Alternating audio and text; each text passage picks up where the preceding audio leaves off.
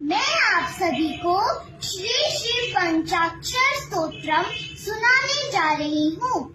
नागेंद्रहाराय त्रिलोचनाय भस्मागरागाय महेश्वराय नित्याय शुद्धाय दिगंबराय तस्मै नकाराय नमः शिवाय मंदाकिनी शलिल चंदन चर्चिताय नंदेश्वर प्रमथनाथ महेश्वराय मंदार पुष्प बहु पुष्प सुपूजिताय तस्मै मकाराय नमः शिवाय।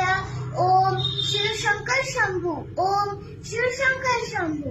शिवाय गौरी वदनावृंद सूर्याय दक्षाध्वरणांशकाय श्रीनीलकंठाय विषध्वजाय तस्मै शिकाराय नमः शिवाय।